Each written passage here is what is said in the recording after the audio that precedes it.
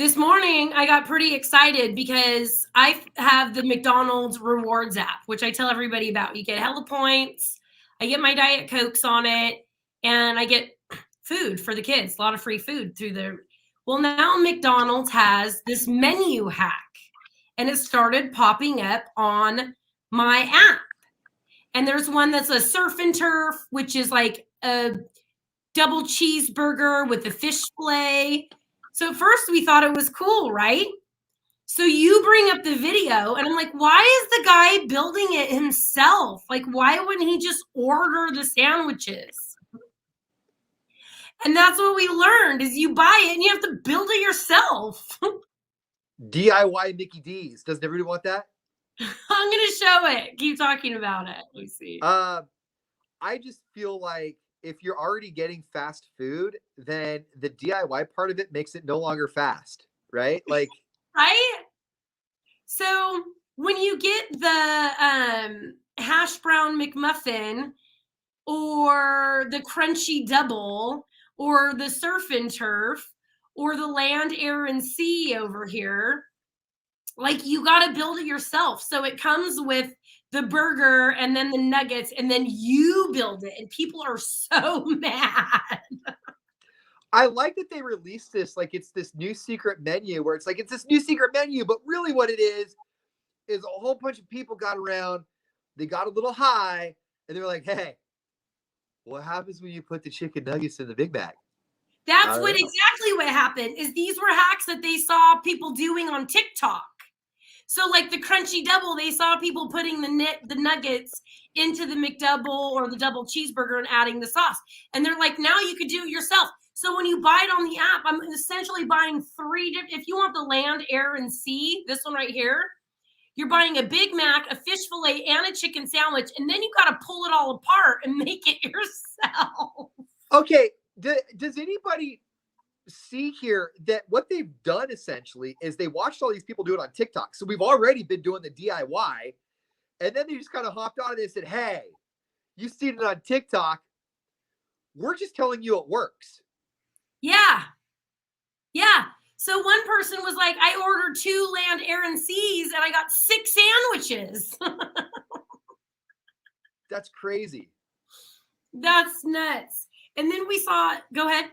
I was going to say, are we going DoorDash or fight here? Which one you want to do next? I was going to say, nobody's cutting in line for the land, air, and sea. So we were reading about the Golden Corral buffet, and 40 people got into a fight at the buffet because one family cut in front of another family for the last steak. I get it. So when Ian Riley told me I get it, I thought it meant because they cut, and I don't like cutters in any way, line cutters in any way. And you're like, no, it's because it's steak. Yes. They took the last steak. It's a buffet steak. Is it that big a deal? You're watching it being cooked. Here's what happened. All right. I'm going to tell you I know exactly what happened. You don't overcook it. You tell them to stop. What happened was these people got in line and they were getting ready for a delicious steak at a great value, right? And so they're waiting, and there's this meat shortage right now. So these other people come up and they cut in line because they're there for the same thing too, a delicious steak that they want to share with their family. And they know that it's the last one. So they get in there. The real draw is that you get to watch them cook the steak. And so now you've got an 8-year-old over here. All he wanted was a steak and to watch the guy cook it. And he doesn't even get to do that now. So he has to go get hush puppies. So instead we're going to fight. But if they ran out, like I'm sure the families were already there. Is this their second round of steaks? I haven't gotten that far in the scenario yet. I'm too busy in the other corner putting nacho cheese on my French fries. When you're at a buffet, do you not put nacho cheese on everything? Yes, all of a sudden I want it with my chicken wings and my French fries and all of the stuff. Scrambled eggs, little nacho cheese. You get scrambled eggs from a buffet? During the breakfast. Why do they have nacho cheese out there during breakfast? Because it's in a big pump thing. It's not going anywhere. You know what? Whether or not it's breakfast, there's a few things that you can depend on at a buffet that are always going to be there no matter what. It's going to be the carving station, and it's going to be whatever you either pull down to let pour out, push in to come out, or pump out. And in this case, it's the pump cheese. Even with all of that food, I still start with a salad. I love a salad bar. Like whatever I want to put on my salad, it's delicious. Do you start putting things on your salad you never like normally put on? You're like, oh, sunflower seeds and raisins. Let's do this. Let's do it. Right? Little cottage cheese. Why not? That goes good on romaine. Cottage cheese belongs in the garbage. I actually judge a place by their coleslaw, not their salad. If I go to a place that has any sort of slaw, that's the first thing I get. KFC still wins all the time. Really? I'm going to make you some. Well, actually, I'll have my mom make the coleslaw and I'll just claim it as my own. It's the best. And I don't eat coleslaw. My daughter will crush a whole bowl. Oh, me too. I do. My grandma's was the best, but she's dead. So KFC is second best. They're the best for me right now. And you were saying earlier how there's a short. We were saying earlier about the steaks and all that. There's like a steak shortage. There's a wing shortage. Like this Super Bowl is going to be the most expensive to feed your peeps. Steaks have gone up 23%. Chicken wings have gone up 26%. So this is going to be like, so I'm going to do this on the stream because my family doesn't watch the stream, but they listen to the show. I think for the Super Bowl this year, I'm going to tell everybody that I'm going somewhere else and I'm just going to watch it by myself. You're going to be the Tinder swindler of Super Bowl. Only you're not swindling anybody. You're just by yourself. I'm just all alone. The Tinder swindler. What is that on Netflix? Yeah. The Tinder swindler is this guy who got $10 million out of a whole bunch of different women. He let them believe that he was a billionaire. Like, and these women were like smoking hot. Not that that matters, but usually it's like the older generation who doesn't really know any better. But these women were taking out hundreds of thousands of dollars worth of loans for this guy. And I'm in the wrong business. Well, I mean, he conditioned them well because for the first month he paid for, like, there'd be huge parties and he'd pay for the whole part. Like everybody got bottles, champagne. He would drop $20,000 in a night like it was nothing. In a sociopath, narcissistic world, what we call that is love bombing.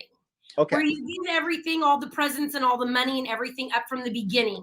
If you see the most recent Kanye West, Julia Fox story, that is classic love bombing. She was out with her friend. They were out for her birthday, and he gave not just her, but all of her friends a Birkin bag. That's how you win the people around them too before you start isolating them out of their life.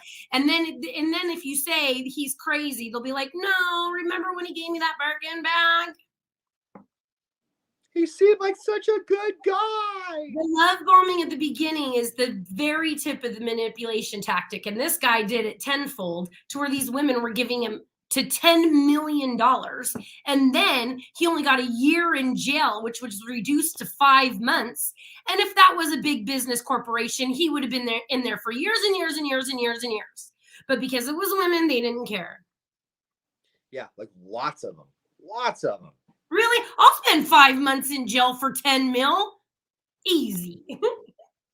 I wonder if anybody ever sent anybody by his apartment to see if he was there.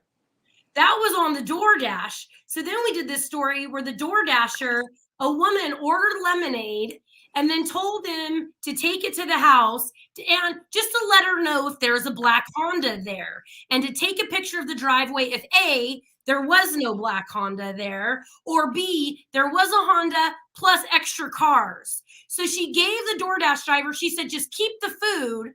She sent him to drive by her man's house, right? So the DoorDash driver was like, would you guys do this? And one woman goes, I would have FaceTimed her. Hell yeah, I would have done it. And all I'm saying is there's a huge market for that. Venmo me $15. You don't have to buy the lemonade. I'll do it. I'll take video for you. It's a down economy. It's a down economy and you're in a Jeep. Don't do it for any less than 25.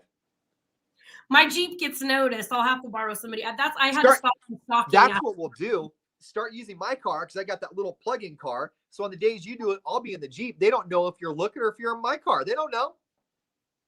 They don't know. My car's pretty inconspicuous. Like nobody looks at my car and says, "Oh, that's a guy with his stuff together," you know? We should totally have an app for that. I will drive by their house for you for $15 app. Yeah, professional stalker. I think they call those PIs, but this works too. Because the person had to pay at least that if they bought the lemonade and then tipped the driver, right? I don't think you can ever get anything on DoorDash for less than 20, 25 bucks. Like between the fees, taxes, and the inflated price. Have you ever driven by or had somebody drive by for you? No. I guarantee that if you have any ex-girlfriends in your life, they have driven by your house at least one time.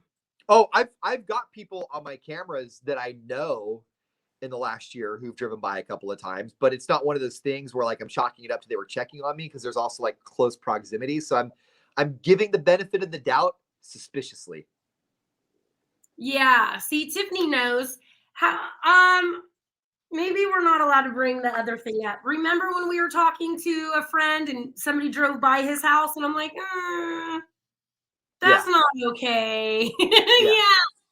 Tiffany, before I lived in Murphy's, I had somebody else I wrote somebody on my Facebook who lived in Murphy's and said, "Can you go drive by this address for me?" And they did, to tell me who was in the driveway.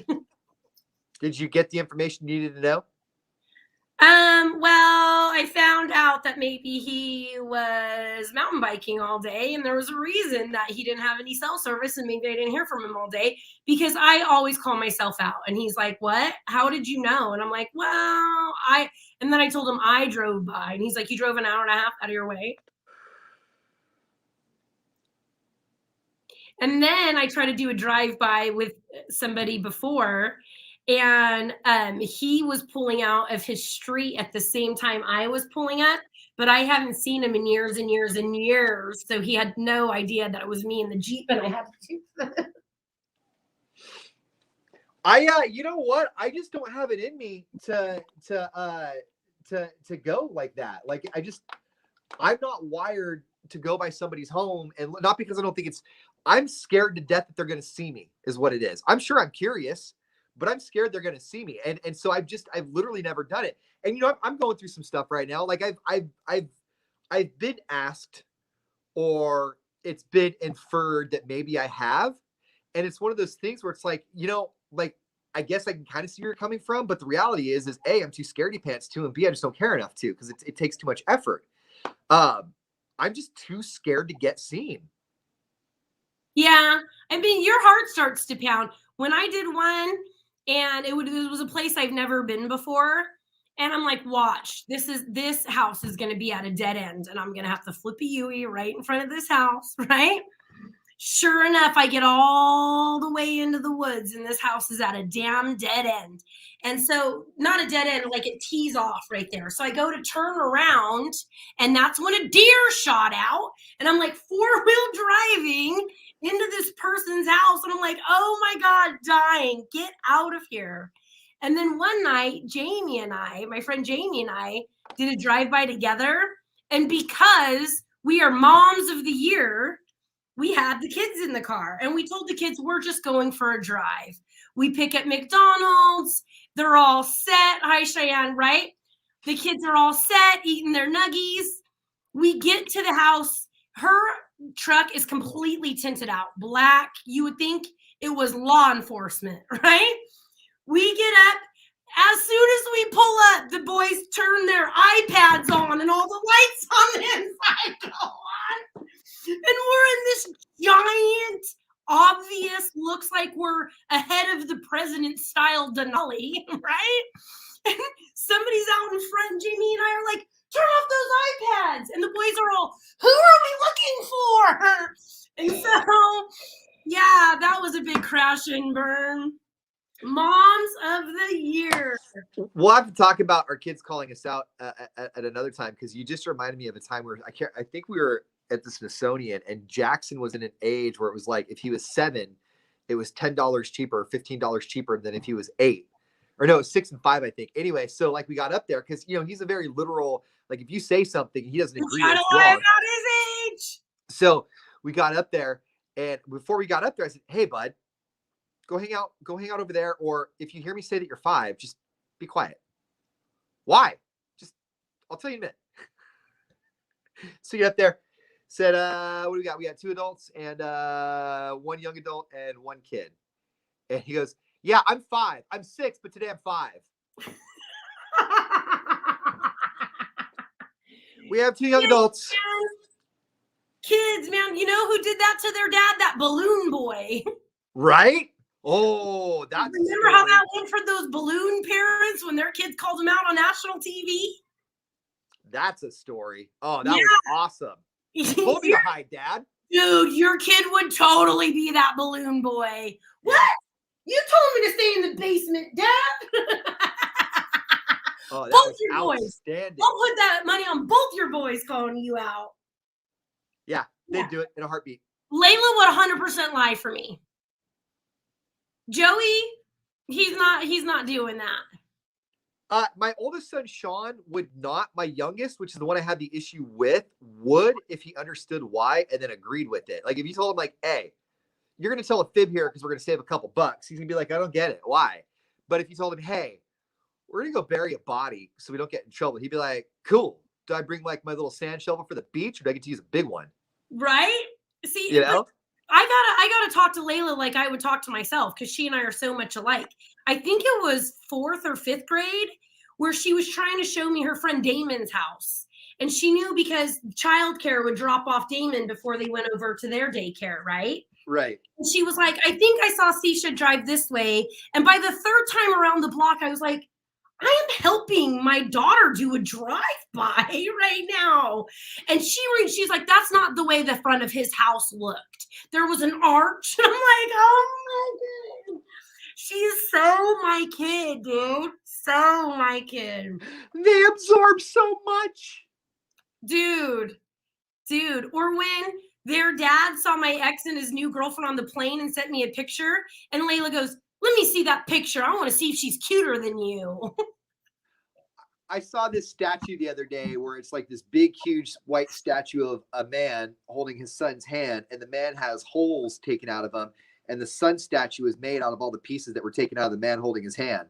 And it was like, you know, pieces, just a reminder that pieces of you are what make up your children. I'm just thinking to myself, oh my God, my kids are screwed. I feel like this is a parenting fail that I have a crutch in, and let me know what you think. We are very much like when Joey says something, we'll say, oh my God, you're just like your dad. Or when Layla does something, oh my God, you're just like your mom. Do you think that's taking away who they are as a person, their uniqueness? Like, I don't want to let them know that everything that's unique about them isn't because of them. It's because of somebody else. No, because if they love their mom and dad, then I think at that age, it's kind of exciting that they have adult characteristics as the adult in their life. Okay, but Layla's characteristics are like, she's like, ooh, look, a bird. Yeah, who am I talking to right now? Thank you for proving my point. When Joey saw the photo, he was like, yeah, that's him. That's the only shirt mom didn't burn. Mom of the year. I remember my buddy going, this is a little bit of an adult conversation to be having with your kids. And I go, no, my boy is going to know right now to not treat women this way. And my girl is going to know not to be treated this way. Or his stuff's going to be caught on fire. Also, keep your nose out of my house. He's like, all right. My boy doesn't want his stuff caught on fire. Treat women well, or men, whatever way you go. You know? Treat your partner well. Don't get your caught on fire. All right, you guys, we're going to hop off. We got to get back on the air. We are giving away jewelry from Ciccarelli Jewelers.